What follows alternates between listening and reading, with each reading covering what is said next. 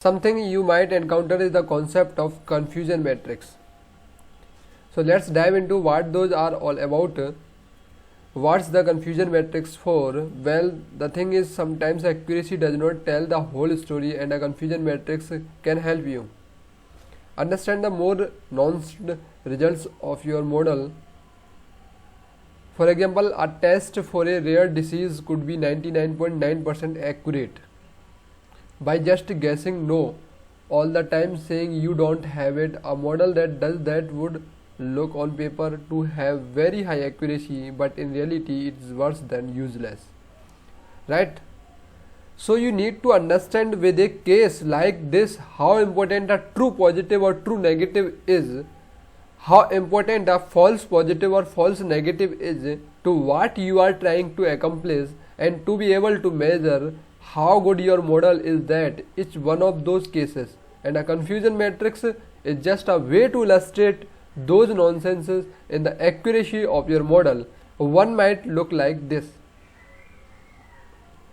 This is a general format of it. So imagine that we have a binary situation where we are just predicting yes or no. I have this disease, or I don't have the same disease, or I test positive for this drug, or I don't test positive for this drug. This image has a cat in it, so this image does not give proper idea this is the format of the disease you have or not. So you see that on the rows we have predicted values, and in the columns we have this value. If we predicted something is true and reality is, then that's a true positive, and if we predicted yes but it's actually no, actually negative, that's be a false positive. If we predicted no but it's actually yes, and that's a false negative, and if we predicted no then it's actually no, that's a true positive, true negative. I mean, it gets a little confusing, but if you think through it, this all makes sense, right?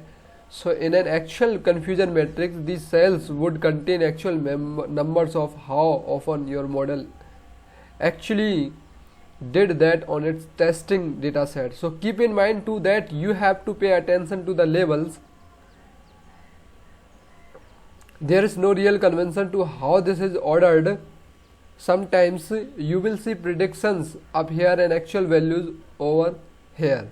Don't just jump in assuming that a given confusion matrix is of a certain format. Pay attention to how it's labeled to make sure you understand what it's telling you conclusion from it.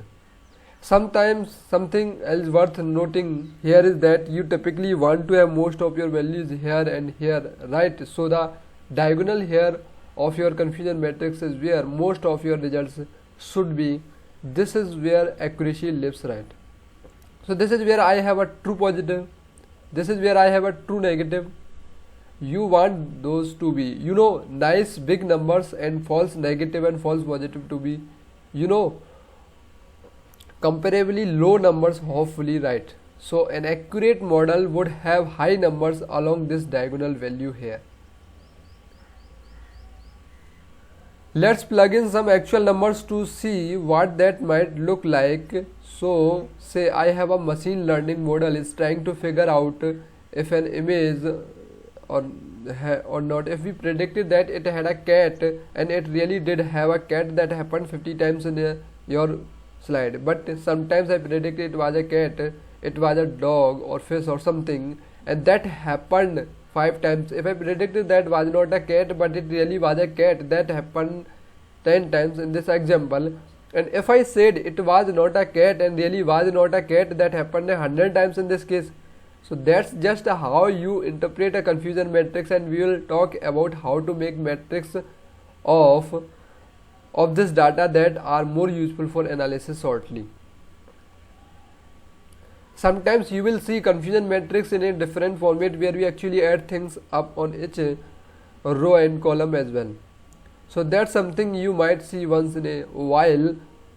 All that is adding up, how many actual no's we have, how many actual yes we have, predicting no's, yes if we have in total. So just so you have seen that format before, this what that looks like. The inner part of it tough is just the same confusion matrix that we looked at before. And again, remember, things can be flipped as far as where the predicted values and the actual values are. So make sure you pay attention to the labels on these things, and you know what can I say, confusion matrix can be confusing. Sometimes you will see them in the sort of a format too. So maybe we have a multi-classification model here too. Imagine that we have a handwriting recognition system that's trying to identify somebody writing the value of 0 through 9. So a more complicated confusion matrix might look like this, where instead of just yes no answers, we actually have multiple classifications, but it works the same way. So here we have a predicted labels on this axis and true labels on this axis. So we are saying that if I predicted something was a 5 and it was really was a 5, well, that shade of blue corresponds to some number here. So two things that are different in this example. First of all, we have more than yes no option here, we have multiple classification, so our confusion matrix is larger. Let's dive into another example there just to drive that home. So sometimes I predicted it was a 1, but it was really an 8. That has a sort of a lighter blue there. You know, maybe that happened 20 or so times in this example, and we are also using what's called a this, instead of just displaying numbers in these individual cells, we are mapping those numbers to column, where the darkness of that color corresponds to how high of a number it is. You had expected to some sort of a dark line going down the diagonal here, representing a good accuracy of true positive and true negative, and you know, some sparse or lighter colors outside here ideally, but that color will amount to an actual value, and it just makes it easy to visualize how your confusion matrix is laid out. Alright, makes sense guys. That's what the confusion matrix is all about. It can be a little bit confusing, but just stare at these examples a little bit and it should make sense to you. Thank you for